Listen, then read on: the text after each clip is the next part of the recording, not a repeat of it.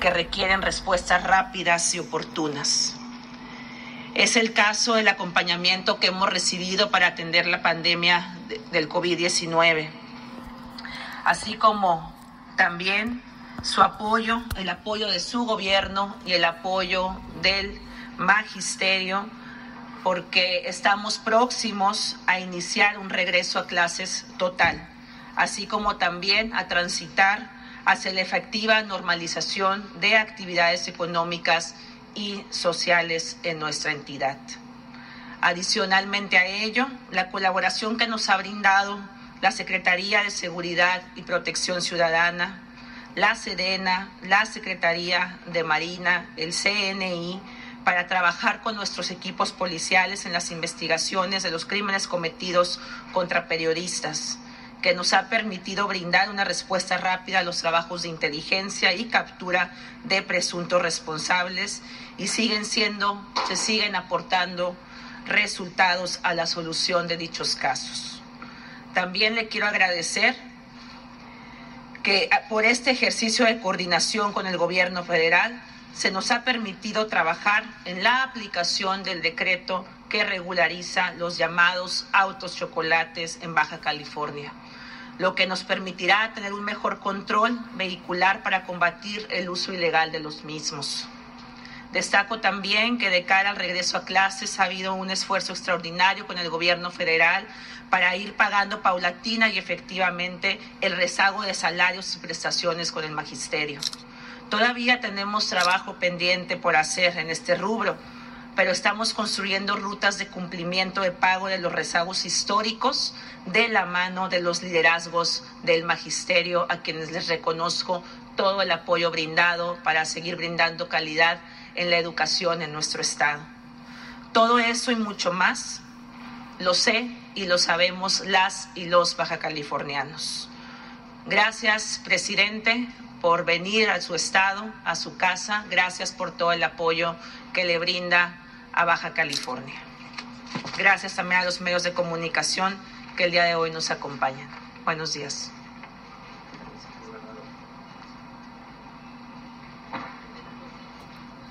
Con su permiso, señor presidente, buenos días. Vamos a informar sobre la situación de seguridad pública aquí en el estado de Baja California. Adelante, por favor. Iniciamos. Bueno, el estado tiene 7 municipios, una población de 3.769.020 habitantes, una cantidad importante que ocupa el 11 lugar a nivel nacional por número de habitantes.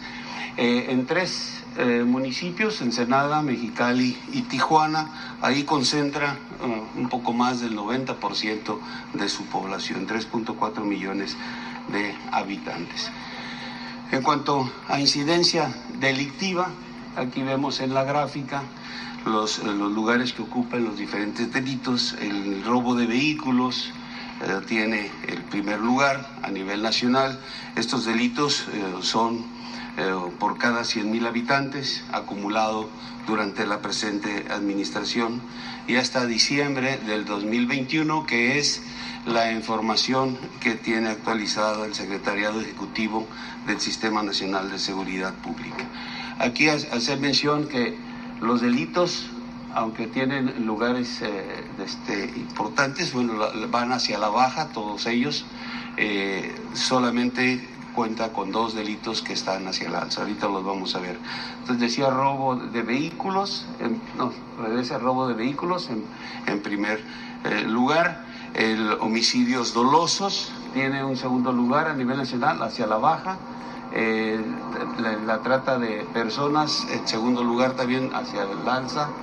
En séptimo lugar, el robo a casa habitación. La extorsión en 18 lugar, también hacia la baja. El robo de transportes, 23 lugar hacia la baja, y el secuestro en el mismo lugar, pero hacia la alza. Aquí también citar que de todos los estados en la República tienen este mismo sentido de ir con una tendencia hacia la baja en los delitos. Y aquí vemos el delito de alto impacto en segundo lugar, considerando que es por cada 100,000 habitantes. Tiene ya sumado todos los delitos, tiene un segundo lugar. En cuanto a la situación de atención a estados prioritarios, esta fue una estrategia. Iniciamos con un fortalecimiento a la estrategia de seguridad en 50 municipios. Esto fue en agosto del año pasado. Después hubo un refuerzo a esa estrategia en octubre. Se reforzaron las acciones a nivel federal y a nivel estatal en los municipios, en los 50 municipios y en los estados. Y en noviembre se entró la estrategia a la atención de 9 estados que presentaban pues un incremento en los aspectos delincuenciales. Y aquí los tenemos. Estos son los estados los 9 estados que se les dio prioridad, y tomando en consideración desde que inició la estrategia de fortalecimiento a 50 municipios, el refuerzo y centrarnos en el trabajo de 9 estados, se tiene este comportamiento. Aquí de los 9 estados, Baja California tiene un 17% de reducción de homicidios, y solamente por abajo de Quintana Roo, que tiene el 18%, de los más altos. Aquí tenemos el 17%, y solamente Estado de México, Michoacán y Zacatecas son los estados que siguen hacia la alza, con números reducidos, pero sí identificados hacia la alza. En cuanto a homicidios vinculados a delincuencia organizada en el estado de Baja California, aquí también podemos ver la gráfica, el comportamiento del 19, el 20, el 21, y aquí en el número 1 es donde inicia el fortalecimiento de la estrategia a los 50 municipios. Hay una serie de acciones que se logra una reducción. Viene ese refuerzo en el número 2, y posteriormente viene la estrategia para atender a los 9 estados. Aquí una parte importante es que dentro de este proceso hay una serie de evaluaciones y hay una serie de acciones, entre de ellas estrechar la coordinación con el Estado, con los municipios, creación de unas fuerzas de tarea tanto regionales como nacionales, que se integran con Guardia Nacional y con el Ejército, y que se trabaja en coordinación con el Estado, y aquí podemos ver una de reducción importante. Aquí también mencionar que tenemos enero, cuando se toma posesión entra en funciones el nuevo fiscal, se vuelve también a reestructurar la Secretaría de Seguridad Pública, y se ven aquí los esfuerzos que se han hecho en coordinación para poder lograr la reducción. El trabajo ha sido constante, tanto la Secretaría de Marina, la Secretaría de la Defensa, el Gobierno del Estado, la Secretaría de Seguridad y Protección Ciudadana, todos nos hemos estado coordinando para poder lograr esta reducción que aquí ustedes pueden ver en el Estado. Bien, en este proceso del fortalecimiento vamos a ver algunos aseguramientos que se han logrado en ese periodo de agosto a febrero. En la colonia Santa Isabel, los soldados localizaron una camioneta abandonada en cuyo interior encontraron varias cantidades de metanfetamina, cocaína, heroína y fentanilo. La droga asegurada y la camioneta quedaron a disposición de las autoridades. Bien, adicional a lo que se vio en el video, bueno, tenemos aquí los resultados de este periodo, de agosto a febrero.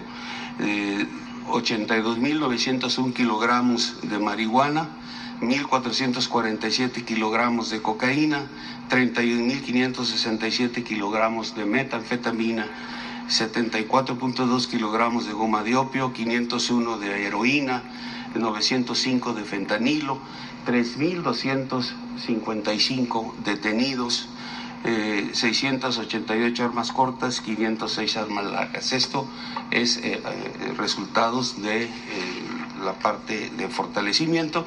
Aquí tenemos adelante otros aseguramientos importantes que se han hecho, 400 kilogramos de metanfetaminas. De Ojos Negros hacia Tecate. Lo asegurado fue puesto a disposición de las autoridades. Esto se realizó en el 31 de enero y también en enero de este año, en esa coordinación que yo cité que se materializó con la Fiscalía del Estado, con las autoridades estatales, municipales, se han podido realizar 25 cateos que van obviamente direccionados a las áreas donde los delincuentes pues tienen sus concentraciones de enervantes o de armas, y ahí vemos todos estos resultados que se han tenido. Sobre el ámbito de seguridad pública, en cuanto a los elementos que se tienen disponibles para cumplir esta función, tenemos a nivel estatal 640 efectivos, de los cuales 524 son operativos. En la parte municipal, 6.595, de ellos 5.483 operativos. Hacen un total de operativos, elementos operativos, de 6.007 de los 7.235 que se cuentan. De conformidad al promedio, a los parámetros que maneja la ONU, pues el Estado tiene un déficit del 36%, debería de tener más de 11.000 elementos. En cuanto a fuerzas federales de seguridad que participan aquí en el Estado, tenemos por parte del Ejército y Fuerza Aérea 4.711, de ellos 4.328 son operativos. Por parte de la Armada de México, la Secretaría de Marina, 1.194 efectivos, de ellos 976 son operativos. La Guardia Nacional, 1.682, de ellos 1.514 operativos. En total, de los 7.587 hombres, hay 6.818 operativos. Y estos elementos operativos, sumados con los de Policía Estatal y Municipal, hacen un total de 12.825 hombres y mujeres que trabajan coordinadamente en las áreas. Adelante, por favor. En estas 5 coordinaciones regionales de la Guardia Nacional, que son Mexicali, Tecate, Tijuana, Ensenada y San Quintín, y obviamente coordinados con lo que es el responsable de la Guardia Nacional en el Estado, el coordinador estatal. En cuanto a la construcción de compañías de Guardia Nacional en Baja California, en el 2019 se construyó la compañía en Tijuana.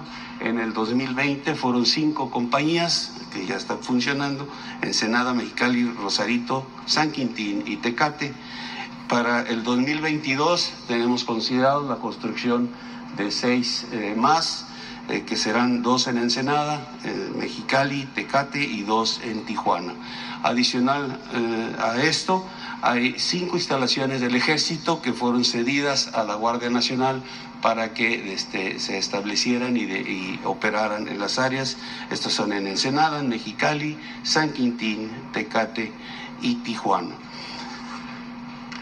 En cuanto a los resultados que hemos tenido aquí en el Estado por parte de fuerzas federales durante toda la administración, aquí mencionaré los más relevantes: 460 kilogramos de fentanilo, 543 kilogramos de heroína, 1.977 kilogramos de cocaína, 37.295 kilogramos de metanfetamina, 91 kilogramos de goma de opio, armas 569 largas, 856 cortas. Tenemos aeronaves, 10 aeronaves aseguradas, 1.323 vehículos, 9 laboratorios, y aquí en el aseguramiento de moneda nacional es importante las cantidades que se han logrado asegurar: 3.8 millones de pesos y casi 12 millones de dólares asegurados, 4.726 detenidos. De estos resultados, vamos a mostrarles los resultados que se han obtenido en base a las actividades de alertamientos aéreos, en base a inteligencia aérea, y en la aplicación del Sistema Integral de Vigilancia Aérea que se tiene en en la República, y que aquí en la parte norte tenemos concentrados pues los radares que nos permiten hacer la detección de vuelos ilícitos. Aquí vemos algunos videos de las actividades que se realizan en estos alertamientos aéreos. Se han tenido 11 alertamientos aéreos con resultados. Hemos asegurado 3 aeronaves y 10 vehículos. Aquí mencionar que dentro de los procedimientos que usa la delincuencia, no todo el tiempo podemos asegurar la aeronave, pero sí la carga la dejan en algún lugar, en algún punto, o se le entregan a los delincuentes que están en tierra para que sean trasladados en sus vehículos, y ahí con la conjunción de fuerzas de tierra y de aire podemos hacer este aseguramiento. Hemos también asegurado 29.2 kilogramos de fentanilo, 553.000 pastillas de fentanilo, 90.5 de heroína, 181.6 kilogramos de cocaína, 1.380.2 kilogramos de metanfetaminas, 12.2 kilogramos de goma de opio. Estos aseguramientos es lo que llevan las avionetas cargando para su entrega a los delincuentes que están en tierra. En cuanto a robo de hidrocarburos, en la presente administración el Estado tiene 2 poliductos, Rosarito Mexicali y Rosarito Ensenada. Hemos detectado 694 tomas clandestinas, de ellas 451 en Tecate, 114 en Tijuana y 99 en Rosaritos. Se han asegurado 65 vehículos, recuperado 576,000 litros de combustible, se han asegurado 6 predios y 59 personas detenidas. En cuanto a la asignación de recursos federales y estatales en materia de seguridad pública, en lo que es del año, en el Fondo de Aportaciones para la Seguridad Pública, se recibe el Estado un total de 366 millones de pesos, y en el Fortamun, que es el fortalecimiento de municipios y demarcaciones territoriales, 2.777.4 millones de pesos.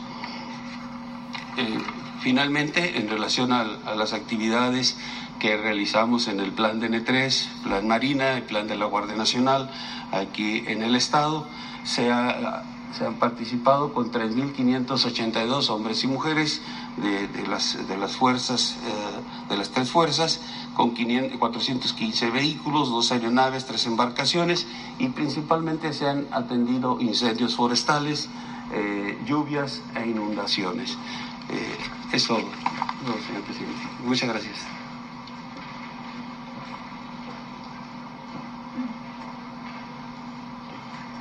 Con su permiso, señor presidente, muy buenos días a todas y todos.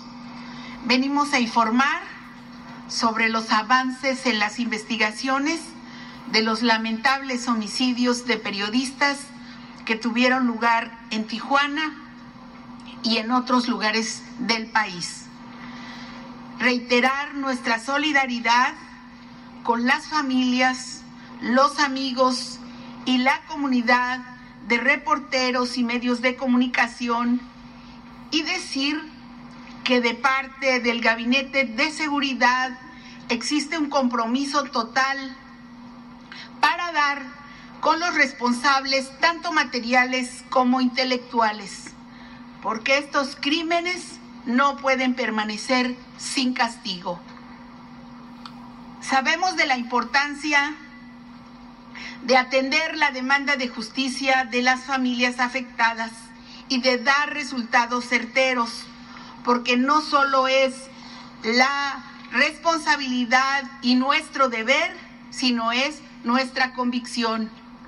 Aquí la directriz presidencial es clara: 0 impunidad y 0 corrupción, tanto en la investigación como en la procuración e impartición de justicia.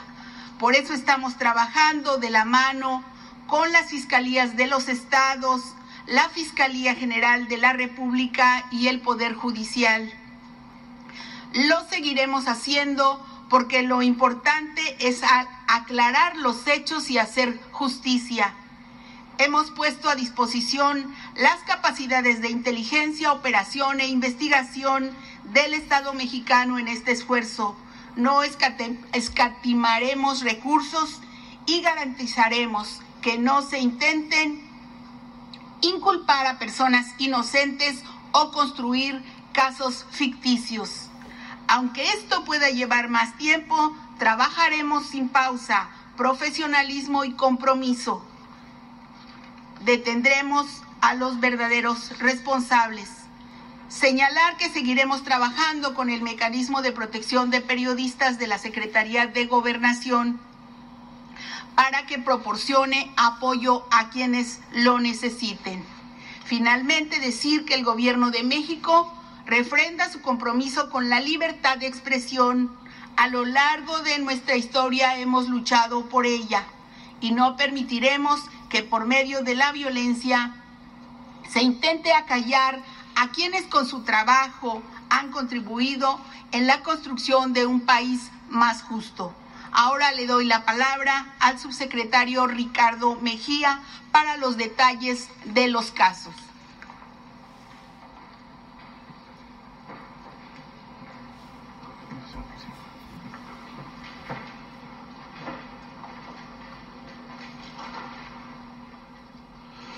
Muy buenos días. Con su permiso, señor presidente, secretaria Rosa Isela, gobernadora Marina del Pilar. Como nos lo instruyó el presidente Andrés Manuel López Obrador y la secretaria Rosa Isela, damos cuenta de avances en la investigación de casos que han atraído la atención de la opinión pública y del gremio periodística con relación a lamentables homicidios de compañeros periodistas. Bueno, este es el caso de la periodista Lourdes Maldonado, aquí en Tijuana, que ya hemos dado cuenta en otras ocasiones. Comentar que se ha contado con todo el respaldo del gobierno de Baja California, de la Fiscalía General de Justicia que encabeza Ricardo Carpio. Se instruyó para que desde el día 25 de enero hubiera una fuerza de tarea donde está la Marina, Sedena, Guardia Nacional, el Centro Nacional de Inteligencia y la Coordinación Antisecuestros. En el caso, el mero día 25 fuimos incluso materialmente a Villas de Santa Fe, en la Villa Los Pinos, donde en la privada Chalco y Vista Dorada vivía la hoy finada Lourdes Maldonado. Nos constituimos en el domicilio, hicimos una revisión perimetral de toda el área y pudimos, a partir de diferentes trabajos, determinar la ruta y el modus operandi que siguieron los perpetradores. Aquí queremos reconocer el apoyo vecinal para poder ir generando imágenes que nos permitieron finalmente tener resultados positivos. Aquí se pudo ubicar, como ya lo hemos comentado, un vehículo taxi que fue en el que llegaron los perpetradores y en el cual emprendieron la huida. Siguiente. Ya están detenidos y vinculados a proceso penal por homicidios. Se otorgó 6 meses de investigación complementaria para las personas Eric N., Guillermo N. y Kevin N., que son 3 autores materiales, copartícipes del homicidio de Lourdes Maldonado. Este es el caso de Guillermo N. Siguiente. Aquí se puede apreciar precisamente el día de los hechos, el taxi donde se movieron, los diferentes movimientos que estuvieron efectuando por el rumbo donde vivía Lourdes Maldonado. Aquí se ve el caso de Eric N., quien conducía el taxi. El caso de Guillermo, también aquí el día de los hechos, se puede hacer la identificación. Siguiente. Y aquí también el caso de Kevin, tanto en el taxi conducido por Eric y los diálogos que tuvo con Guillermo el día de los hechos que perpetraron el homicidio de Lourdes. Insisto, ya están vinculados a proceso, se siguen diferentes líneas de investigación para dar la autoría intelectual y también para complementar a otro sujeto que consideramos que va a ser la clave para el tema de la autoría intelectual. Siguiente. El caso de Margarito Martínez, reportero gráfico, acaecido aquí también en Tijuana. El caso de Margarito, no descartamos posibles vinculación de un grupo criminal. Hay un trabajo muy sólido de inteligencia y de acopio de indicios. Sin embargo, convertir la inteligencia en acciones para judicializar tiene un grado de complejidad, sobre todo para poder otorgar las medidas por parte de los jueces de control, pero hay mucha confianza que con toda la información de inteligencia y los indicios, en muy breve tiempo se puedan ya generar mandamientos judiciales para cateos y órdenes de aprehensión. Siguiente. El presidente nos instruyó a hacer un recuento de casos en otras partes del país. Es el caso de Nezahualcóyotl Cordero, quien se le intentó asesinar en su domicilio en el municipio de Isla Mujeres, en el estado de Quintana Roo. Afortunadamente, Nezahualcóyotl ya estaba en el mecanismo de protección de periodistas, tenía botón de pánico, se genera el alertamiento, hay apoyo vecinal y de la Guardia Nacional y se puede detener a uno de quienes intentaron privarlo de la vida. Nezahualcóyotl ya está bien protegido fuera del estado, resguardado con su familia. Siguiente. Y quien intentó matarlo ya está vinculado a proceso con prisión preventiva, en este caso oficiosa. Siguiente. En el caso del periodista Eber López Vázquez, quien fue asesinado el pasado 10 de febrero en Salina Cruz, como se informó en este mismo espacio, en flagrancia fueron detenidos los autores materiales Ricardo N. y Ricardo N., de 45 y 35 años respectivamente, en una rápida respuesta de la Policía Municipal de Salina Cruz y de la Fiscalía General del Estado de Oaxaca. Posteriormente, ya detenidos, los autores materiales, con la complicidad de algunos sujetos, trataron de generar la posibilidad de rescatarlo en los separos de la Fiscalía de Salina Cruz y se hizo un operativo para trasladarlo al Cerezo de Tanibet en Valles Centrales, en Oaxaca. Siguiente. Las dos personas ya están, se calificó de legal la detención porque fue en flagrancia. Los abogados de los dos trataron por todos los medios de que se cayera la detención, pero el buen trabajo de los fiscales generó que se calificara de legal y el día de mañana se determina su vinculación a proceso penal por homicidio. Siguiente. Aquí son algunos casos que el gobierno de Veracruz y la Fiscalía de Veracruz, con el apoyo de las fuerzas federales, han venido trabajando de manera adecuada. Es el caso de la periodista María Elena Ferral, asesinada en Papantla, con la cual ya se cuentan con órdenes de aprehensión y una de ellas ya fue cumplimentada en contra de Efraín N. por el delito de homicidio. En el caso de Julio Valdivia, que fue asesinado en Tezonapa, en los límites en el estado de Veracruz, pero frontera con Oaxaca, hay ya también una orden de aprehensión en contra del autor material. Siguiente. En el caso del periodista Jacinto Romero, del municipio de Ixtazoquitlán, en Veracruz, ya se detuvo a 3 de los sujetos que privaron de la vida al comunicador y hay una orden de aprehensión pendiente de cumplimentarse. Esto es en el estado de Veracruz. Siguiente. En el caso de Julio José Luis Gamboa Arenas, que fue asesinado en el puerto de Veracruz el pasado 10 de enero con un arma blanca, comentar que van muy avanzadas las investigaciones y en breve se espera que haya ya una solicitud de orden de aprehensión por parte de la Fiscalía de Veracruz. El compañero Gamboa Arenas desafortunadamente no estaba en un mecanismo de protección de periodistas. Siguiente. Este es el caso de Freddy López Arévalo, asesinado el pasado mes de octubre en San Cristóbal de las Casas.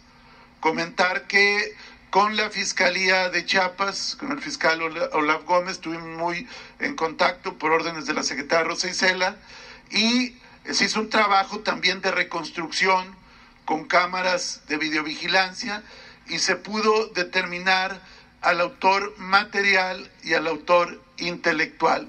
Se obtuvieron las órdenes de aprehensión.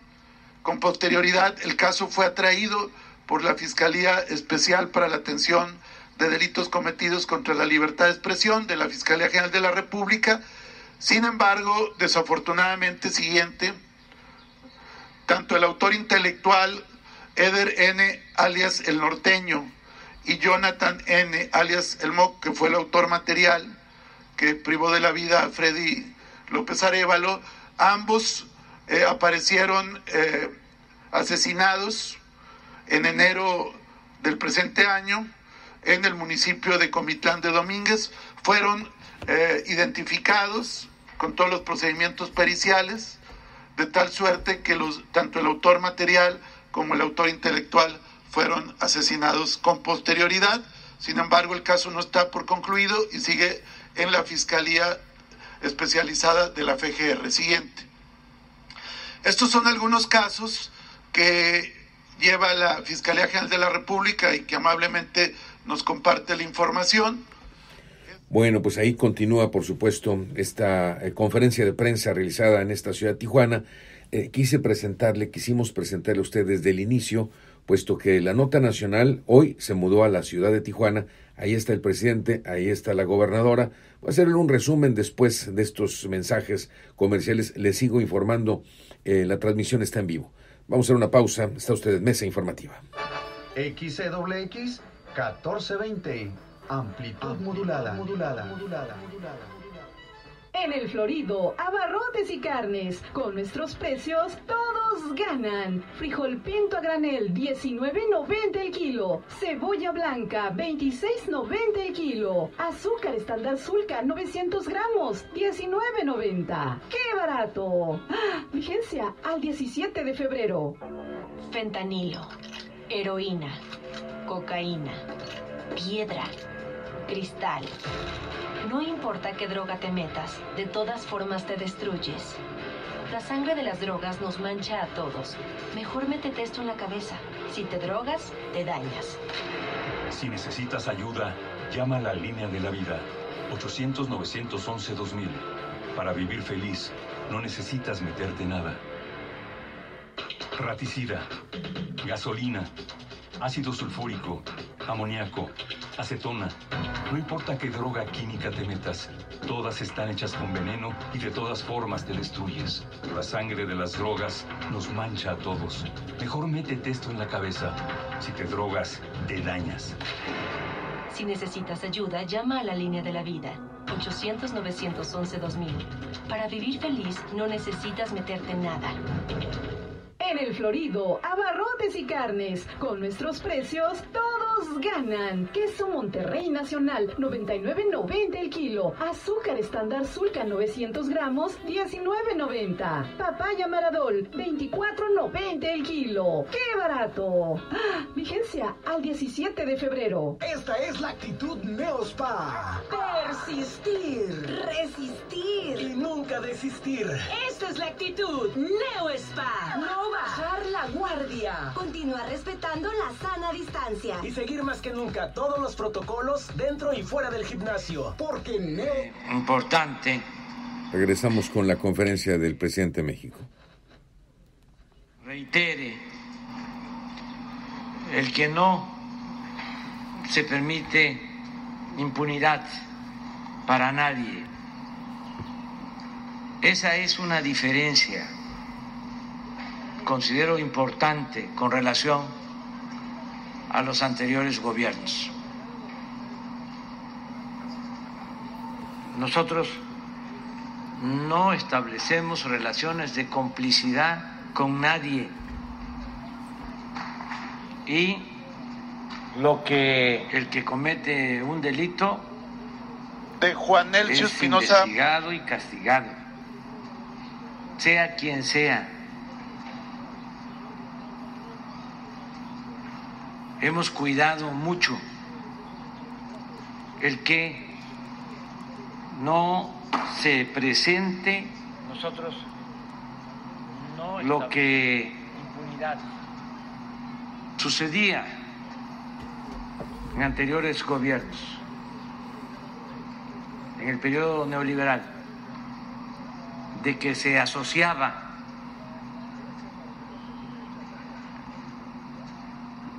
la delincuencia con el poder político y económico. Eso ya no existe. Y eso es importante. Lo segundo, que considero también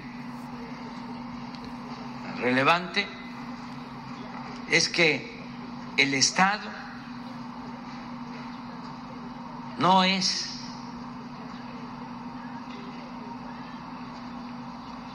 el principal violador de los derechos humanos, como era antes.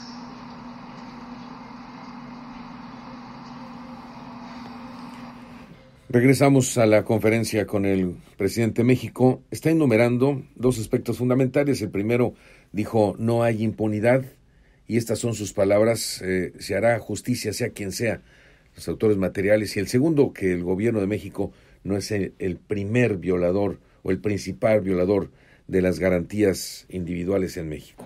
Esto dijo hace un momento. Y eso es importante. Lo segundo, que considero también relevante, es que el Estado no es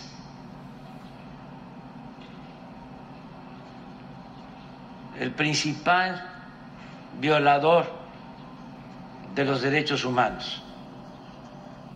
Su conferencia, le recuerdo a ustedes, en esta ciudad de Tijuana.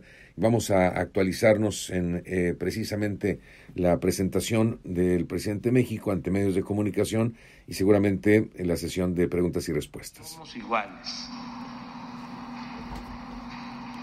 No sé si tengamos a la mano la gráfica sobre letalidad.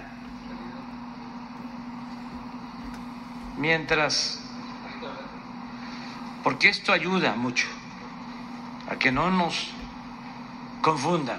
Lamentamos lo que sucede cuando pierde la vida un periodista. Lo lamentamos mucho, de manera sincera. Pero no es lo mismo en cuanto a la actitud que prevalecía anteriormente. Y vamos a continuar combatiendo la inseguridad, el crimen y la impunidad. No se va a permitir la asociación delictuosa entre autoridades y el crimen. Miren esta lámina.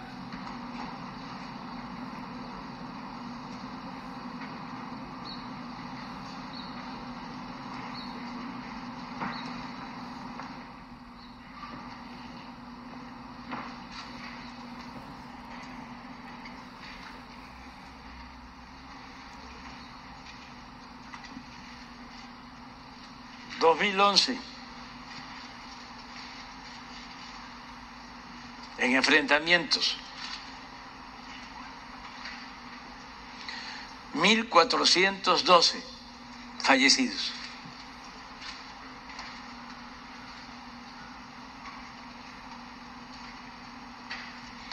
Heridos y detenidos,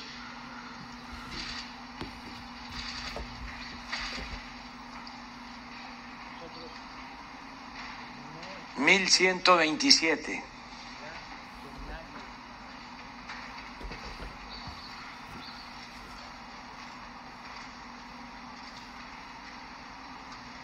Ahora,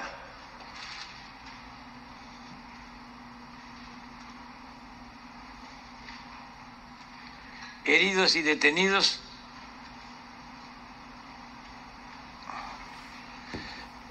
353, fallecidos 212.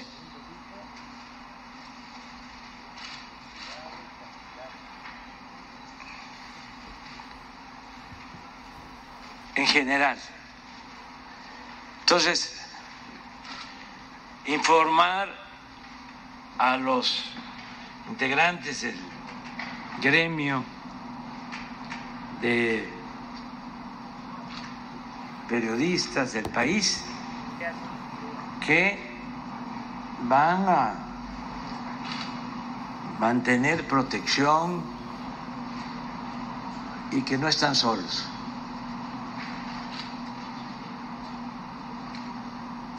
Y también el derecho a disentir y a protestar. Nadie ha sido ni será censurado. Ni Lore de Mola, ni López Dóriga, ni Ciro, ni Carmen Aristegui. No. Ni los del pasquín conservador de la mafia del poder, que es el Reforma. Nadie.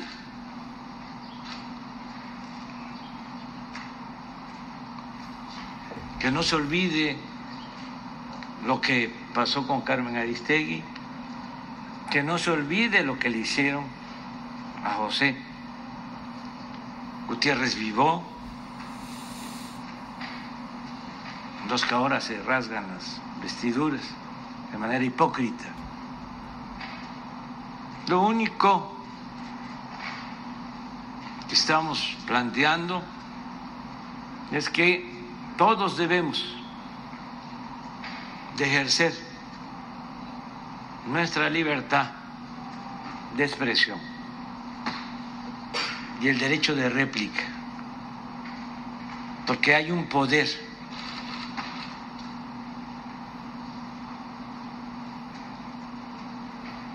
no legal, no legítimo, que se erige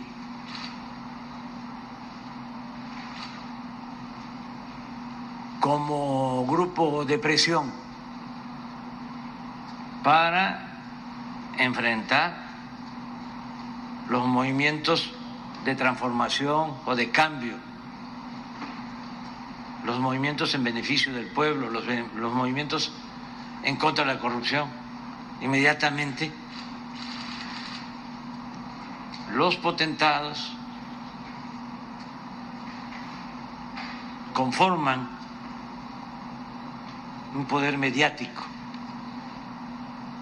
para atacar, calumniar, destruir. Entonces, lo que estamos planteando es que esos grupos de poder que utilizan medios de información y a periodistas den a conocer cuánto destinan a esas acciones, y que estos periodistas famosos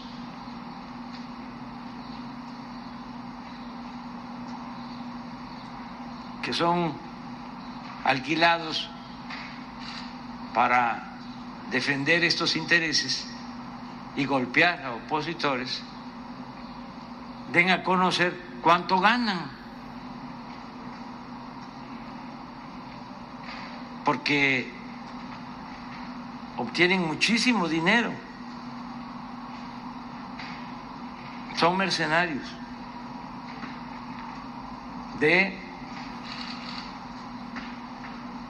alto rango. Ellos deberían de dar a conocer cuánto ganan, de dónde obtienen sus recursos. cuánto gana Ciro Gómez Leiva, cuánto gana Joaquín López Dóriga, Loret, que me llegaron a entregar una información que gana 35 millones al año. En términos generales, como 3 millones al mes.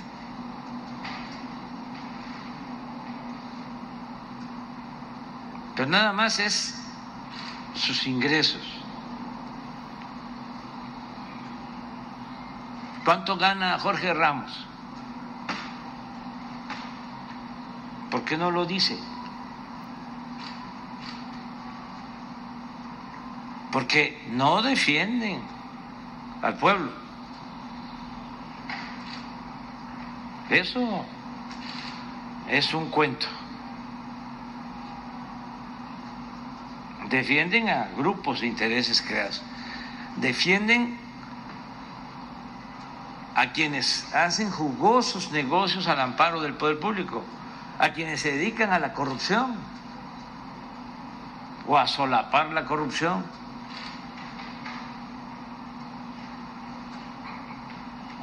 Entonces eso ayudaría mucho. Bueno, los futbolistas famosos del mundo dan a conocer cuánto ganan. Hay una lista de cuánto ganan. Los futbolistas, lo mismo, hacen su contrato y es público.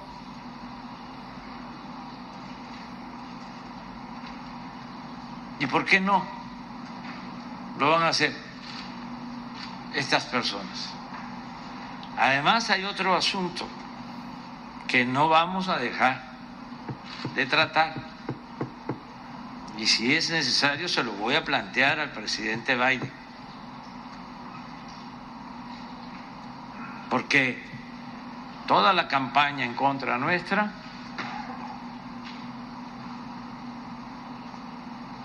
está siendo financiada por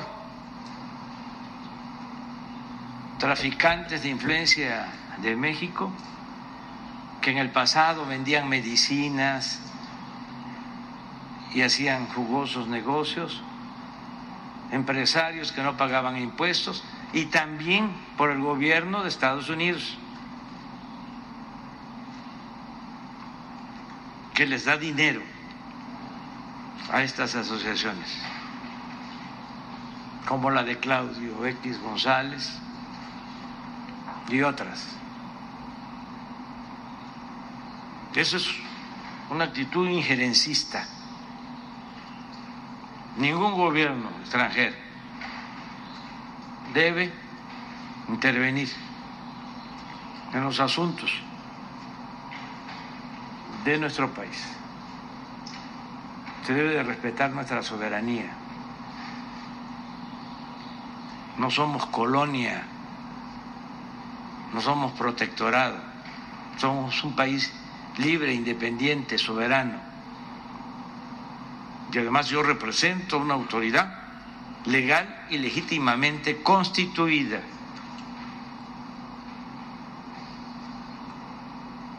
Yo fui electo democráticamente, me eligió el pueblo. Entonces, todo esto es lo que vamos a seguir tratando, porque son temas muy importantes. Además, en el mundo se usa a estos bloques de poder mediático para imponer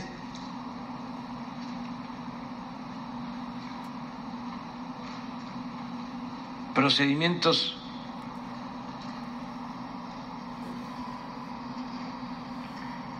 de corrupción para que las empresas puedan robar con impunidad. Bueno, las empresas no solo dominan los medios. Vamos a continuar con la conferencia del presidente de México. Mientras tanto, yo le diré, para hacer un recuento de lo que se ha dicho hasta este momento, el presidente de México, final del día, presenta a su equipo de seguridad a la secretaria de Seguridad Nacional, Rosa Isela Gómez, quien afirma, en este sentido, da un discurso muy interesante, muy importante, porque no deja de ser periodista.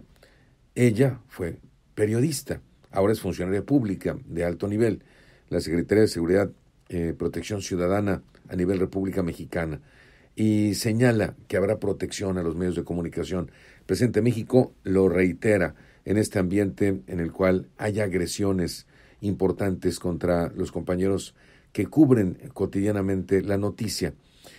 Pero lo que destaca fundamentalmente, también, por supuesto, le hablaré a usted y haré una nota aparte de los resultados de inseguridad que hay en Baja California. Ese es el tema, de que continuamos en uno de los primeros lugares en términos de los asesinatos, lo vivimos cotidianamente.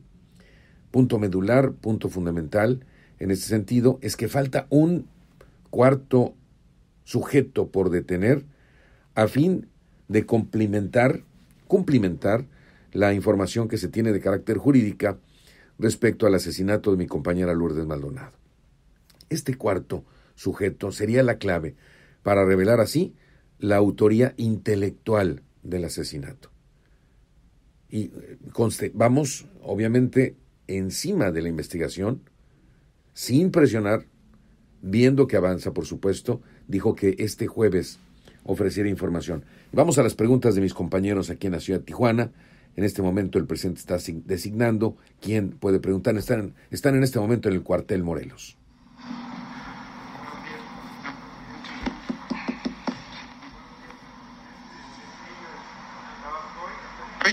Roy. Bueno, ya. Buenos días, señor presidente. Bueno, sí, ya. Perdón. Buenos días, señor presidente. Buenos días, gobernadoras, secretarias, secretarios. Diego Elías Cedillo de Tabasco Hoy, Campeche Hoy, Quintana Roo y Diario Basta de Grupo Cantón. Señor presidente, nada más conocer su opinión al respecto de la carta que contestó ayer el Instituto Nacional de Acceso a la Información con respecto a la carta que usted envió, y también su opinión sobre la decisión del INE de que la carta que firmaron todas y todos los gobernadores de Morena se tiene que dar de baja con motivo de la veda electoral. Gracias, presidente. Bueno, lo cierto es que yo ya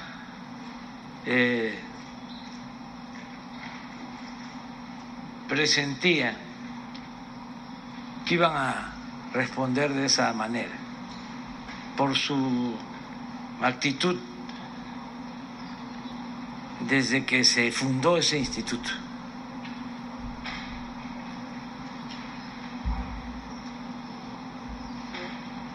No permiten que se den a conocer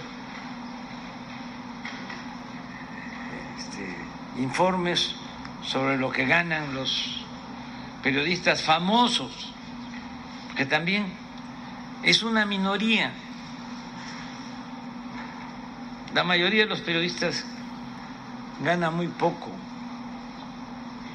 y se arriesga mucho. Los que andan en la calle, los que andan haciendo la nota, no los que están en las oficinas, los restaurantes de lujo. Entonces, no dan información, no quieren. Ahí me voy a quedar con la información que tengo de Loret de Mola. Ya lo que he aclarado es que él puso, y así fue su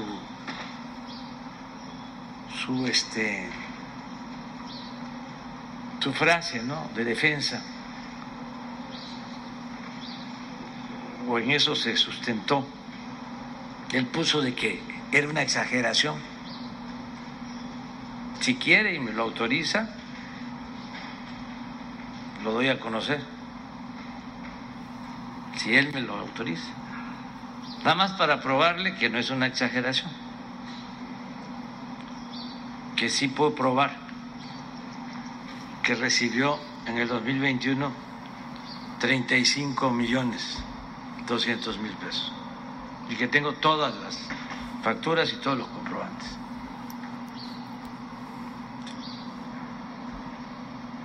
Entonces, no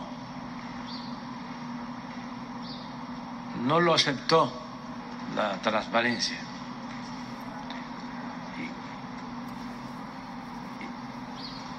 Eso ya quedó de manifiesto que sí obtuvo esto. No me estoy metiendo con su familia.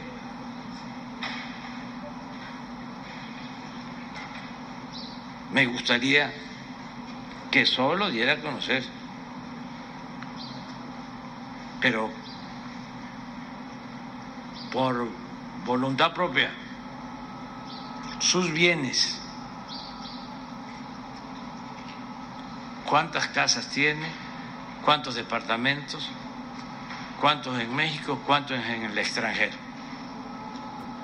Ya también aclaré de que de los 35.200.000 pesos al año, de Televisa solo son 2,5 millones, que ya Televisa, si quiere también, podría aclarar de qué son esos 2,5 millones. El informe que tengo es de que se los paga Televisa, de un programa que se llama Talentos Televisa. Esto lo digo porque Televisa dio a conocer que había llegado a un acuerdo con Loret de Mola y que ya no iba a trabajar en Televisa y que ya no recibía dinero de Televisa desde el 2019. Y eso que estamos mencionando es del 2021. Pero en la primera información se habló de 11 millones y no, son 2,5 millones. El resto es de otra empresa, porque Televisa vendió su parte. Era la W y la mitad de las acciones de esa empresa las mantiene el grupo Prisa, que edita El País en España, y la otra mitad, Televisa, la vendió a Miguel Alemán y luego Alemán a Cabal Peniche y le pusieron otro nombre, pero en los papeles que me entregaron decía Televisa, y en efecto, ya revisándolos bien, de Televisa nada más son 2,500,000. ¿Y cuánto es para 11? 9, ¿no? Bueno, el presidente de México continúa así con su conferencia mañanera en la ciudad de Tijuana, que comenzó además tarde para el centro de la República Mexicana. Para nosotros prácticamente a la hora que establece el presidente, filo de las 7 de la mañana. Quiero comentarle a usted respecto a los argumentos que indica en este momento el Instituto Nacional de Transparencia, Acceso a la Información y Protección de Datos Personales. Rechazó la solicitud del presidente Andrés Manuel López Obrador para investigar los bienes del origen de la riqueza que posee el periodista Carlos Loret de Mola, socios e incluso familiares. En sesión ordinaria, la consejería a través de la presidenta del INAI, Blanca Lilia Ibarra, informó que la ley sostiene que las autoridades solo pueden hacer aquello para lo que están facultados en materia expresa, motivo por el cual este organismo autónomo no puede atender la petición. En referencia a la solicitud consistente en que el instituto llevará a cabo una investigación para hacer públicas las percepciones, los bienes y el origen de la riqueza que posee el señor Carlos Loret de Mola, socios y familiares, se le informa que el INAI no cuenta con facultades constitucionales ni legales para realizar investigaciones, como la solicitada puntualiza fundamentalmente la funcionaria de apellido Ibarra. Para que el INAI esté en posibilidades, es necesario que los sujetos obligados resuelvan sobre la existencia de esta información en los archivos a su cargo y la naturaleza que ésta tiene, de conformidad con sus atribuciones legales. Es así, toda vez que el instituto no posee un repositorio físico o electrónico de los archivos de los entes públicos a nivel federal. Por este motivo, se le sugirió al presidente López Obrador dirigir su solicitud de información a los sujetos obligados antes citados, a efecto de que como primeros responsables sean quienes puedan pronunciarse en este respecto. Bueno, Ibarra Cadena recordó que las solicitudes se pueden presentar a través de la Plataforma Nacional de Transparencia del propio INAI.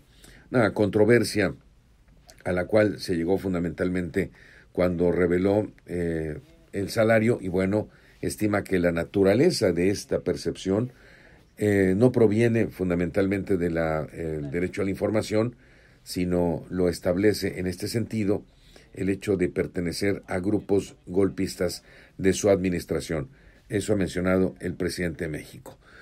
Bueno, mientras está la conferencia y en lo que aterrizamos en temas más locales, porque como usted sabe, el presidente de México vendría aquí a esta ciudad para la realización de la supervisión de la obra del segundo piso del aeropuerto hacia playas de Tijuana. Mientras que esto ocurre, vamos a continuar con el espacio informativo. Si hay algún tema importante, por supuesto que se lo haré saber en su momento. Mi amigo Julio Rodríguez le ha dicho a usted en múltiples ocasiones que el COVID-19 sigue presente, es su frase. Pero no crea usted que es una frase nada más acuñada en lo personal y que, bueno, pues ahí queda porque sí le ocurrió, sino porque sigue presente, porque aquí está. Y es nuestra obligación cuidarnos. Es obligación cuidar a nuestra familia. Es nuestra obligación prácticamente no infectarnos, pero sobre todo no infectar a otros, que este es el punto medular en el cual me quiero concentrar. Se está por ajustar la baja en el semáforo epidemiológico, lo anunció el secretario de Salud. Esta mañana la gobernadora dijo algo que la verdad es muy alentador. Ya vamos a tener clases presenciales al 100%, abiertas completamente. ¡Qué bueno! ¿Pero qué queda entonces en la población? Cuidarnos. Cuidarnos. Este es el punto fundamental. Si no nos cuidamos, aunque se abra esta posibilidad de poder tener las clases presenciales, nos vamos a volver a infectar y vamos a volver a tener una recaída. Así que no queda en las autoridades, sino en nosotros, en nuestra sociedad. Bueno, vamos entonces a la entrevista. Le agradezco muchísimo su presencia hoy aquí al maestro, yo digo maestro porque siempre aprendo de él, al doctor José María Ramos, que ya lo extrañaba yo porque siempre era nuestra fuente, pero no, me da mucho gusto, le voy a decir por qué, porque hace deporte. Y la otra vez, doctor, no, estoy en la alberca, así en la alberca olímpica, dije, ojalá tengamos un competidor olímpico próximamente. La verdad me da muchísimo gusto, de verdad, en serio, mucho gusto, el hecho de saber que no solamente es un hombre que conoce muy bien de los temas que hay en la frontera, sino también, como los griegos, doctor, mente sana en cuerpo sano. Yo le saludo con mucho gusto y ya está aquí con nosotros en la entrevista muy tempranito. ¿Cómo está, doctor? Bienvenido. Muchas gracias, Elon. Encantado de estar contigo y con tu audiencia. Muchas gracias. Le hemos preguntado de seguridad, le hemos preguntado de una palabra que yo aprendí con él, gobernanza. le hemos preguntado de administración pública, de relación entre Estados Unidos y México. Es un hombre docto, es un hombre que conoce, y a mí me da mucho gusto que cada vez que lo entrevisto, sus puntos de vista aterrizan muy bien en la sociedad. Aquí en la mesa ya nos puso varios libros, wow, del Colegio de la Frontera Norte, y además quiero decirle a usted, me da mucho gusto también que es candidato a ser el presidente del Colegio de la Frontera Norte, una institución con la cual yo quise hacer un clic, una amalgama para traer del Olimpo a todos los investigadores y aterrizarlos en la sociedad. Creo que es una vinculación importante. Doctor, háblanos de ello, por favor. Le escuchamos. Efectivamente. Bueno, pues gracias. Precisamente los libros es para tu audiencia. Vamos a hacer una donación. Sí, claro. No, está bien. Ahí nada más acercarse un poquito al micrófono. De acuerdo. Podemos hacer una donación a tu audiencia. Son temas muy diversos, pero que es precisamente lo que queremos proponer, ¿no? Es decir, que las instituciones académicas como el Colegio de la Frontera Norte se vinculen cada vez más con los principales problemas que tiene nuestra sociedad. Y eso es fundamental en la coyuntura actual. ¿Por qué es fundamental, Odilon? Porque, bueno, pues hay una serie de demandas sociales, hay escasos recursos para temas de investigación, y bueno, pues tenemos necesidad de que los y las investigadores, esos grandes productos de investigación que se generan a través de publicaciones, artículos, capítulos del libro, lleguen o traten de vincularse, en este caso, con la sociedad. Desde esa perspectiva, actualmente el CONACYT trae un cambio en el modelo. Es un modelo en el cual, como lo estás comentando de manera muy acertada, quieren que los organismos públicos como nosotros, que recibimos los recursos de los mexicanos, bueno, pues traten de articularse con las principales demandas que tienen nuestros ciudadanos en temas de seguridad, violencia, ambiente, etcétera, etcétera, ¿no? Y en este sentido, si tenemos la oportunidad de que aparezcan filósofos, maestros, doctores en la administración pública, en el Congreso, donde a veces no se sabe ni la O por lo redondo, porque es parte de la democracia, y esto lo entiende muy bien el doctor José María Ramos. Yo decía un momento, oye, ¿una ama de casa puede llegar a ser diputada? Sí, claro, por supuesto. Oye, pero si no sabe nada, no, pues es parte del juego democrático, ¿no? Oye, y un payaso podría llegar a ser, sí, un futbolista, también, un periodista de sociales, sí, pero se requiere de una articulación, doctor. Así es, una articulación y sobre todo un tema que has también tocado, capacitación. Y es parte de lo que ofrece el Colegio de la Frontera Norte en sus diferentes áreas. Hemos capacitado sobre temas de elaboración de diagnóstico, de implementación de políticas en temas de violencia de mujeres. En estos momentos se va a llevar a cabo una capacitación para fortalecer las políticas de bienestar del Estado de Baja California. En los temas ambientales hemos llevado a cabo iniciativas, diagnósticos de cambio climático con otras organizaciones, que también esa es otra de las prioridades que tiene CONACYT, en el sentido de que los centros públicos de investigación que estén en la ciudad de Tijuana, que estén en Ensenada, CICES, se articulen y trabajen en común de acuerdo para definir una agenda en función de las necesidades que tiene la población. Por lo tanto, es un trabajo que hemos desarrollado, que lo vamos a seguir fortaleciendo, y sobre todo con redes tanto locales, regionales, binacionales, internacionales. ¿Por qué? Porque yo creo que son los fines de la precaución que tuvo Jorge Bustamante hace 40 años que fundó el Colegio de la Frontera Norte, en ese sentido, una mayor vinculación con las principales demandas que tienen los ciudadanos en un contexto en que, a diferencia de hace 40 años, Odilon, las problemáticas se han hecho mucho más complicadas.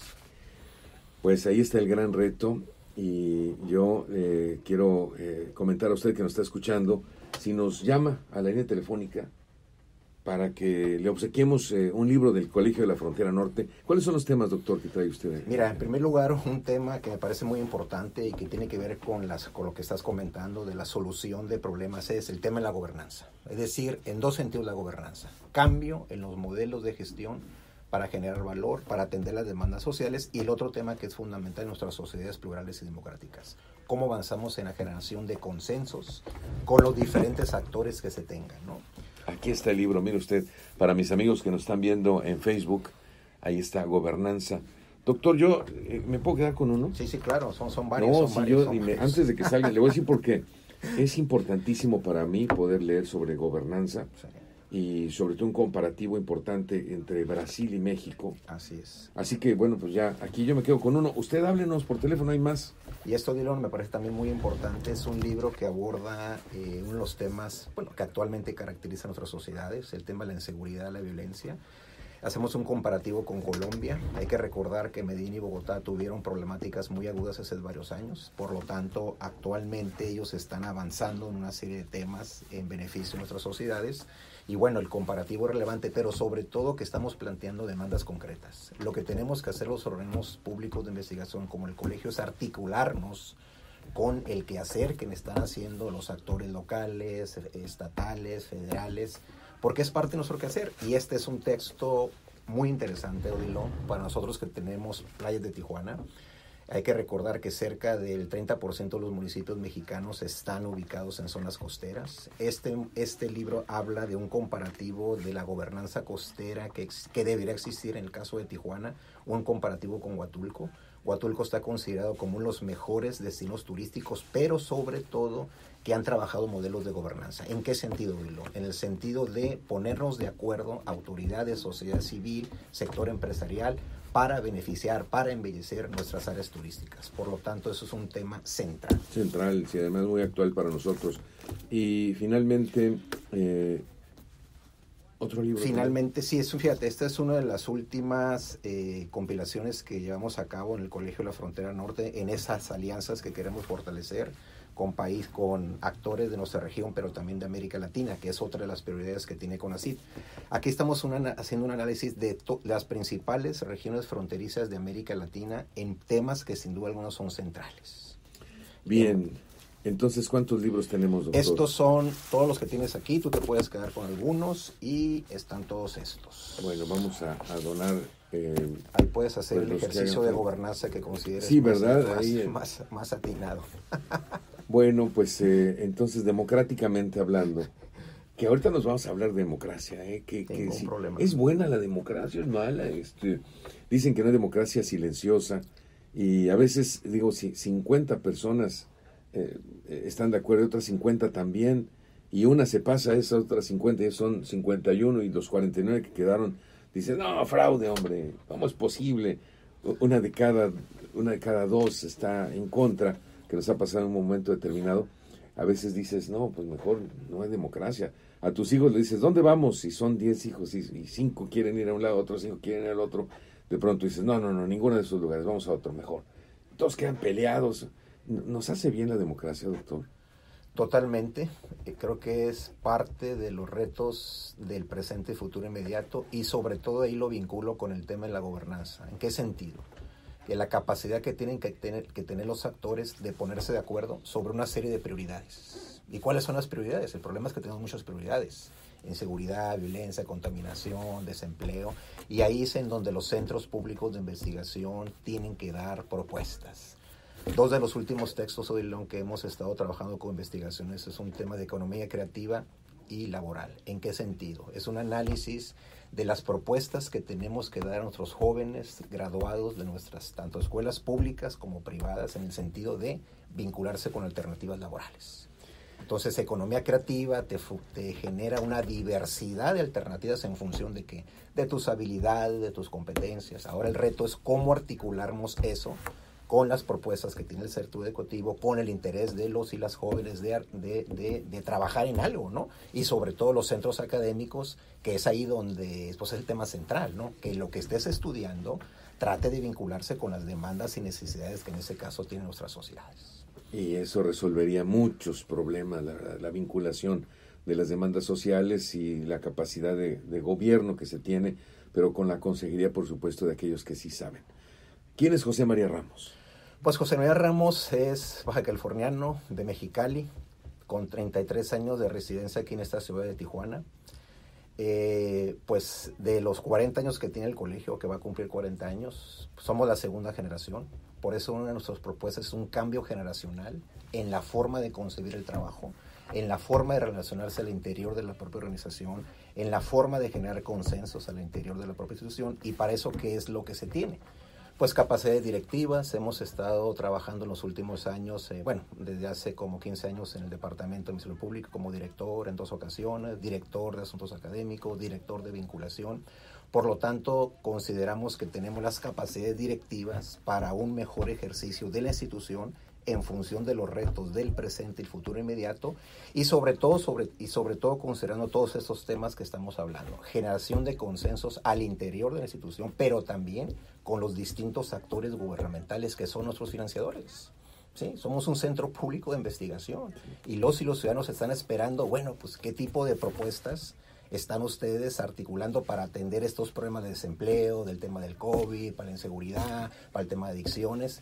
Por lo tanto, es el compromiso que tenemos como centros públicos, ¿no? Entonces, desde esa perspectiva, José María Ramos va en ese sentido de fortalecer toda una estrategia de vinculación, atendiendo las nuevas demandas que trae el CONACYT, ¿no? Y si a eso se agregan temas de tratar de fortalecer la eficiencia de los recursos, transparentar los recursos, etcétera, etcétera, pues en ese sentido es relevante. 3 temas importantes: soy sociólogo por parte de la Universidad de Baja California en Mexicali, una maestría en Relaciones México-Estados Unidos, que es una temática fundamental, el Colegio de la Frontera Norte, y los temas de gestión y gobernanza los hemos aprendido en función de un doctorado que hemos desarrollado hace algunos años sobre temas de gobierno, políticas públicas, ¿no?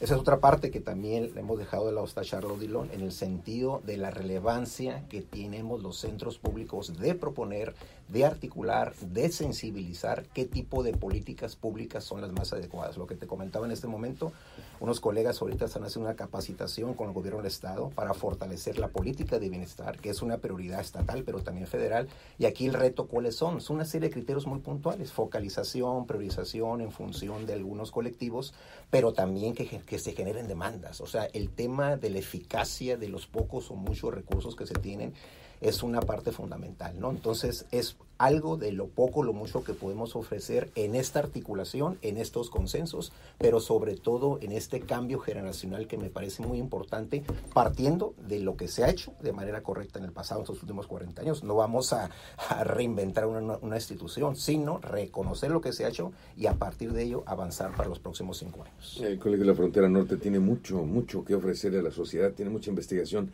A los periodistas, ahí cada vez que uno llegaba era nadar en un mundo de información muy positiva, y ahí aprendí a aterrizar los temas fundamentales que tiene el colegio en los temas que puede digerir la sociedad, que esa es una parte medular, ser el traductor de lo que dice un doctorado, que entre más doctores tenga uno, ya más sencilla, de manera más sencilla hablan de los temas.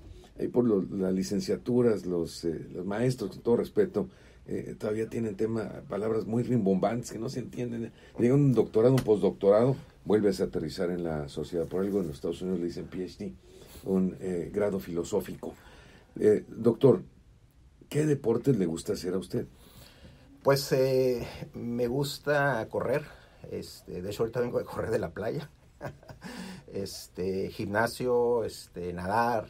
Y es parte de lo que queremos proponer al interior del Colegio de la Frontera Norte, en este contexto de pandemia, un enfoque de centro laboral y de salud en el cual se fortalezca, en este caso, pues en este contexto de pandemia. Es decir, tenemos 2 años, se han creado una serie de problemas de salud mental, física, y es muy importante, considero, que fortalezcamos ese tipo de actividades al interior del propio colegio. Y para ello, pues hay una propuesta de hecho existía un espacio de acondicionamiento físico en el colegio, es una institución bastante grande. Hay que recordar que estamos en San Antonio del Mar desde el año de 1993, Judilo. Sí. Ahí estamos ubicados, entonces tenemos una serie de espacios interesantes.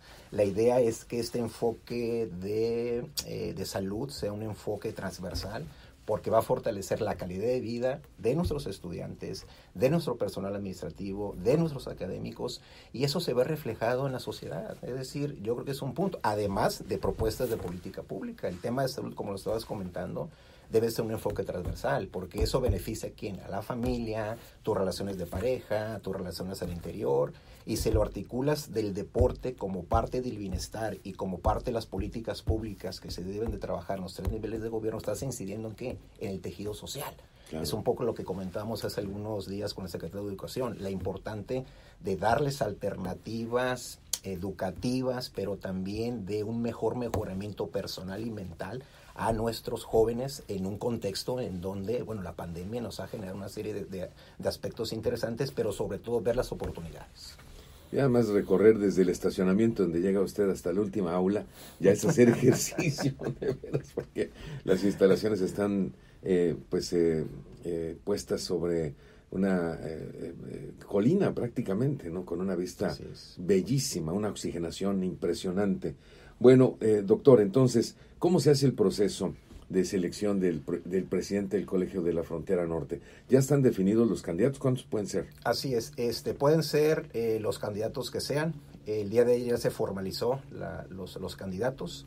El lunes se hace una presentación de las 5 propuestas de investigación, o las propuestas de investigación, docencia, administración, que se desean plantear. El día 25 de febrero hay un proceso de auscultación de un comité en donde están integrados como 3 o 4 miembros de las dependencias, tanto federales o estatales, que nos regulan, y otros 3 o 4 académicos. Ellos nos van a hacer una serie de preguntas y posteriormente a ese diálogo, entrevistas, en donde presentamos también nuestras propuestas, las defendemos, las sustentamos. Ahí viene un diálogo con la directora de CONACYT, ¿no? La doctora Builá. Y ahí pues nos hace igualmente una entrevista, y nueva directora, pero presidenta del colegio, entraría en funciones a partir del 4 de marzo, y para ello se lleva a cabo una reunión de junta directiva formal, etcétera, etcétera. Ese es básicamente el proceso, es decir, se lleva a cabo en una semana prácticamente. Me da mucho gusto este ejercicio porque veo que hay bastantes personas inscritas. No es un premio, Ser el presidente del Colegio de la Frontera Norte, yo creo que algunos no tienen ni la menor idea. Es dar tu tiempo, es estar ahí con ideas, es unir al grupo de investigadores, es tomar el volante y el rumbo, es hacer muchas cosas. Entonces, creo que es importante subrayarlo en este sentido. Y no es la primera vez que participa, ¿verdad, doctor? Exactamente, es la segunda vez. Hace 5 años fui el candidato más joven, actualmente creo que lo somos. Por eso una de sus propuestas fundamentales es el cambio generacional, desde la visión y sobre todo lo que tú estás diciendo. Cómo promover liderazgos, cómo poner incentivos para una mayor vinculación con actores sociales, cómo generar consensos al interior de la institución. Puede haber diferencias, eso es normal. El punto, y es donde comentabas con la democracia, cómo va a generar acuerdos o consensos básicos y mínimos al interior de la institución que te van a permitir que trabajar eso afuera. Y el otro tema, bueno, tenemos una planta laboral con cerca de un 20% que ya está en procesos de jubilación, por lo tanto, ¿qué alternativas pueden ofrecerse para esta comunidad que sin duda alguna es muy importante? Pero sobre todo, ¿qué es lo fundamental? Que la ciudad de Tijuana, donde se concentra cerca del 30 o 40% de la planta de investigadores, tiene un gran potencial. Tenemos la relación fronteriza con uno de los estados más importantes del mundo, por lo tanto, uno de los grandes retos, y que fue parte de la última investigación que trabajamos, cómo avanzamos en una frontera segura, desde qué punto de vista, cómo fortalecemos lo que estabas comentando al inicio de esta charla, protocolos sanitarios que mejoren la agilidad de los cruces fronterizos de autos, personas y mercancías, cómo logras conciliar. Y en ese sentido, la experiencia de la frontera del siglo XXI, cuando tuvimos los atentados terroristas de 2001, porque nos mostró que se puede gestionar esa frontera, pero para eso, ¿cómo la tienes que gestionar? A través de los resultados de investigación, de la vinculación con actores gubernamentales y no gubernamentales de lo que se está haciendo, ¿no? Entonces, simplemente la tercera frontera que se está haciendo, el tercer puerto fronterizo refleja el dinamismo que tiene que Tijuana, ¿no? Por lo tanto, considero que ahí viene el gran aporte que tiene ese tipo de instituciones que fueron fundadas de una manera muy, pero muy visionaria por el doctor Jorge Bustamante Fernández. En paz descanse. En paz descanse, así es. Muy buen amigo. Era una gran experiencia entrevistarlo ahí en esa sala de presidencia del Colegio de la Frontera Norte, con esta visión. Desde, yo era un chamaco de 24 años, 25 cuando lo entrevistaba, y la verdad es que siempre con esa calidad humana, con ese gran respeto por los medios de comunicación. La verdad es que lo extrañamos mucho, una gran calidad moral y humana como la del doctor José María Ramos. Así doctor, es. Yo quiero agradecer su presencia hoy aquí. ¿Algo más que nos quiera comentar? Pues simplemente, el gran reto que tenemos las organizaciones, ¿no?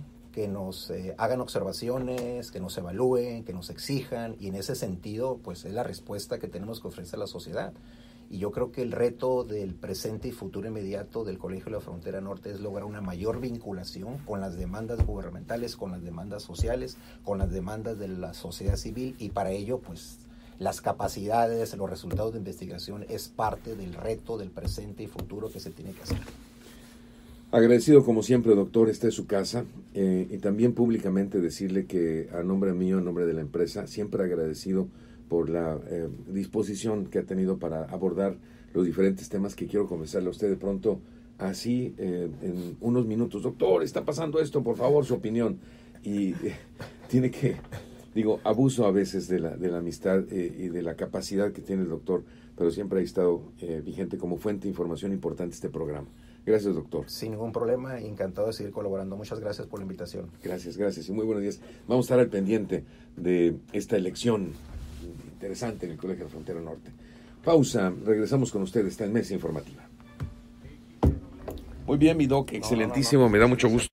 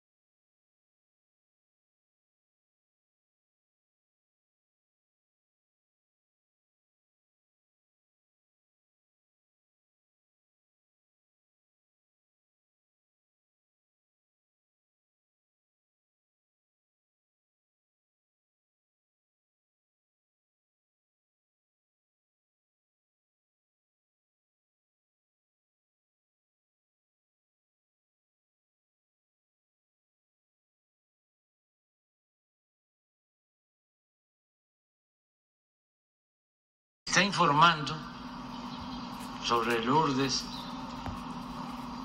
sobre este lamentable asesinato, más de lo que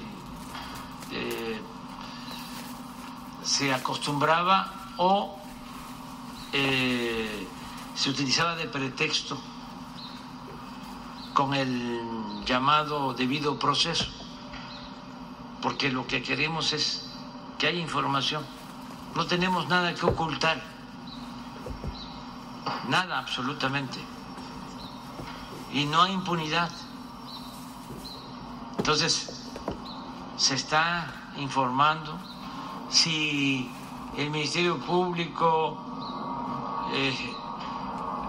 los jueces no informan, nosotros lo vamos a seguir haciendo. Y me gustaría que se aclarara si no se está informando, porque lo que estamos haciendo ahora es la información de todas las dependencias, desde la Fiscalía General, de la Fiscalía del Estado. El grupo que se integró para venir a hacer la investigación no fue un asunto fácil. No hay muchas cámaras, por poner un caso. Fueron los vecinos que nos ayudaron, pero vino un equipo especial hasta que se logró saber quiénes habían participado, autores materiales, y el gobierno del Estado, la Fiscalía Estatal, trabajando de manera conjunta, como no se hacía antes. Es muy lamentable lo de la compañera y todos los asesinatos, pero no estamos nosotros actuando con indolencia. No. Entonces, que te expliquen o que nos informen el por qué no dan de más elementos sobre la investigación. Con su permiso, presidente, en razón de lo que usted señala, es nuestra obligación decirle, informarles que no se ha hecho una audiencia pública por el riesgo de uno de los testigos especialmente. Entonces, más adelante se va a dar a conocer exactamente cuáles fueron las medidas que se tomaron, pero hoy es por el riesgo de un testigo. Entonces, sí lo queremos mencionar y esperamos su amable comprensión. No significa una medida discrecional de la gente del Ministerio Público. Nosotros estamos de acuerdo con esa medida de apartar al testigo especialmente para la protección y por el debido proceso. Pero esa es la razón especial y esperamos su amable comprensión. Y en el caso de Margarito, nos sentimos pues que, en primera, con el caso de Lourdes aún no nos queda claro el móvil, y también con el caso de Margarito sentimos que ha sido relegado pues en estas investigaciones bajo la atención que acaparó pues la compañera Lourdes por el hecho de que se presentó en la mañanera a pedirle también pues intervención en su caso, ¿no? ¿Cree que de verdad nos garantizan que Margarito no va a quedar impune a pesar de que estaba muy claro lo que sucedió con él? En ningún caso. En ningún caso. estamos investigando todos los crímenes y eso es lo que nos permite tener autoridad moral y dar la cara, porque trabajamos todos los días.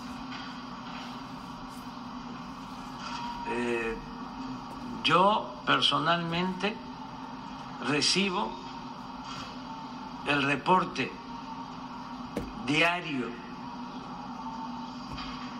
de actos delictivos en el país, de lo que sucedió en las últimas 24 horas, y todos los que estamos aquí juntos tomamos decisiones todos los días. Eso nunca se había hecho en la historia de México. ¿Cuándo se habían levantado los presidentes? A las 5 de la mañana. Todos los días. Entonces, el caso del fotógrafo, del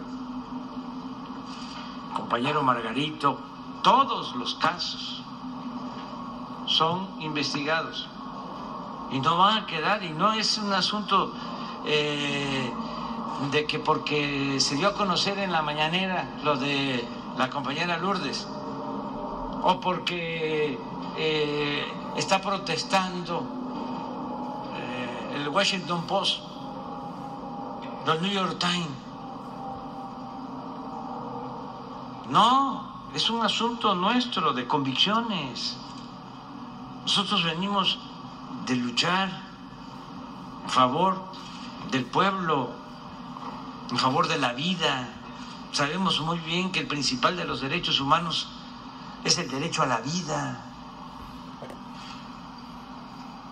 No somos ambiciosos, vulgares, que llegamos aquí por detentar el poder, por sentirnos muy importantes. Nosotros llegamos sin dejar trozos de dignidad en el camino. Por eso llegamos. Si se tratara de llegar a toda costa, me hubiesen dejado pasar en el 2006, no nos hubiesen robado la presidencia, si hubiera sido negociado con la mafia del poder. ¿Pero qué iba a pasar en el país? Bueno, lo que sucedió con Fox, que habló de un cambio y siguió lo mismo, o lo que pasaba aquí en Baja California, que no engañaron de que iba a haber un cambio. ¿Y cuántos años de corrupción en Baja California? De los gobernadores, de sus allegados. No, es distinto esto. Y pueden ser casos complejos como este de la compañera Lourdes o de Margarito, pero vamos a llegar a esclarecerlo. Era muy difícil, por ejemplo, detener a los que participaron en el crimen de las mujeres y de los niños de Bavispe. Y saben que casi 30, ¿no? 28 detenidos. ¿Y cuántos nos faltan? 10. O sea, participaron 38. Y hay 28 detenidos. Y así en todos los casos. Entonces, tengan confianza de que nosotros vamos a aplicarnos, y no solo porque es nuestra responsabilidad, es una convicción. es un asunto nuestro. Señor, y por último de mi parte es preguntarle si usted respalda el mecanismo que siga protegiendo a personas que hacen uso de la libertad de expresión y piensan que pueden, a pesar de usando este derecho, violentar las leyes que están incluso limitando la forma en la que se aplica este derecho. ¿Le parece correcto que se proteja con policías a quienes difaman, calumnian, insultan, atacan sin pruebas? Hemos tenido casos. Hay voceros de narcos que estuvieron protegidos con este mecanismo. Hay voceros de narcos que aspiran a llegar a este mecanismo porque hacen transmisiones en redes sociales. ¿Le parece correcto? Y sobre todo también tenemos un tema de impunidad también reconocida por el subsecretario Encinas, que incluso le pediríamos si puede venir aquí a Tijuana y escucharnos para que integren este mecanismo. Y sobre todo porque él reconoce que hay un 90% de casos de impunidad en el caso de las denuncias que han sido atendidas por este mecanismo. Gracias. Sí, la próxima semana me dice la gobernadora, viene Alejandra Encinas, le vamos a pedir que revisen lo del mecanismo. Ya lo están haciendo, pero de todas maneras lo atendemos. Bueno, la conferencia continúa aquí en esta ciudad de Tijuana. Nosotros estamos a punto de terminar con este espacio informativo, pero le prometí a usted un resumen general para quien no ha estado, no ha tenido la oportunidad de seguir la conferencia desde un principio.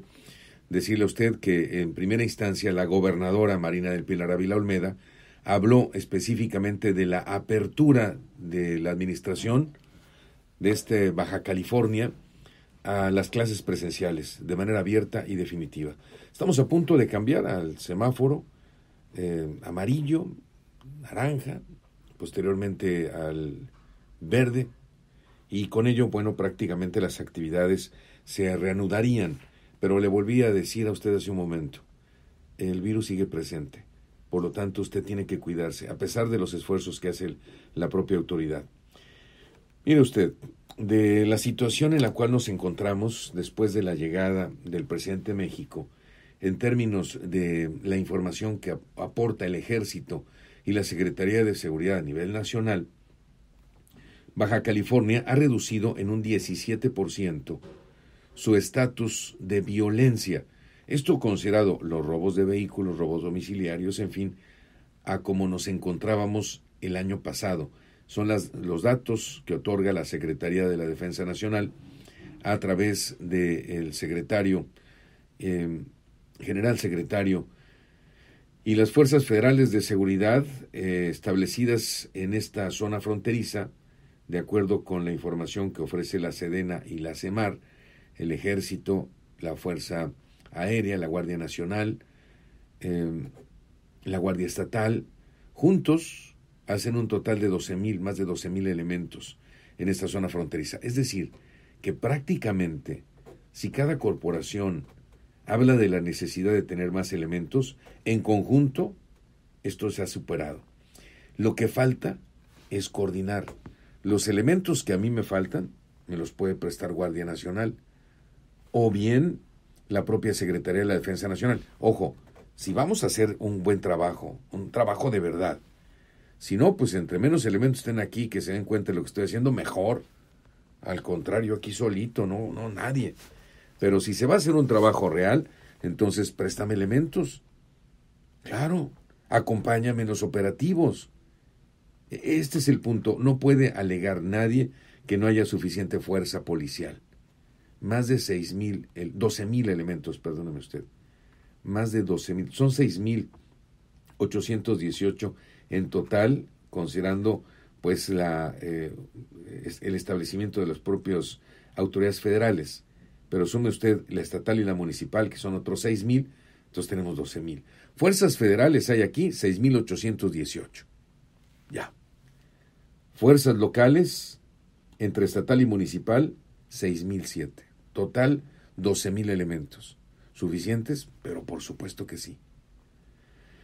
Los resultados de las fuerzas federales durante la presente administración es la localización de vehículos aéreos la localización 10 vehículos aéreos y la incautación de droga, heroína, cocaína, fentanilo, metanfetamina, goma de opio y marihuana. Armas largas, 569 armas que ha ubicado la Secretaría de Defensa Nacional, la CEMAR y la Guardia Nacional. ¿Por qué no lo sabía usted? ¿Por qué no nos informan? Y nosotros no podemos informarle a usted si no nos dan suficiente información. Ha habido decomisos también de, hasta el momento, $11,973,000 y $3,890,000. Por lo regular, el narcotráfico maneja dólares en vez de moneda nacional. En torno a el decomiso de armas cortas, 856 de ellas. ¿Sabe usted cuántos cartuchos se han decomisado aquí en Baja California? 89,705. Son buenos resultados, tienen que verse reflejados en las calles. ¿Y los detenidos? 4,726, de acuerdo con la información que virtió hoy el secretario de la Defensa Nacional. Voy rápidamente en términos de lo vertido precisamente en este sentido. El total de intervenciones sobre robo de hidrocarburos, que también es un asunto de carácter nacional. Nosotros tenemos 2 poliductos, el poliducto Rosarito-Mexicali y el poliducto Rosarito-Ensenada. Ha habido 451 intervenciones, en Tijuana 114, eso fue en Tecate las 499 en Rosarito, 23 en Ensenada y Mexicali 7. Es decir, sigue habiendo en este sentido esfuerzos por robarse el combustible en todo México, y esta no es la excepción. Decirle a usted que en el plan DN3 se ha participado con 3,582 personas de las fuerzas federales, en la atención de inundaciones 10 específicamente, incendios 16 y 84 incendios forestales. Bueno, ahora paso a decirle a usted que la propia Secretaría de Seguridad informa que de los trabajos realizados, se confirma lo que usted ya sabe aquí, hay 3 detenidos en torno al asesinato de Lourdes Maldonado, 3 personas detenidas, uno es un taxista, 2 que se coaligaron para dispararle en el rostro, mejilla izquierda, a Lourdes Maldonado, otro para recoger el casquillo y, bueno, darse a la fuga en un taxi que ya fue plenamente identificado también. Un taxi libre de estos blancos con franja naranja.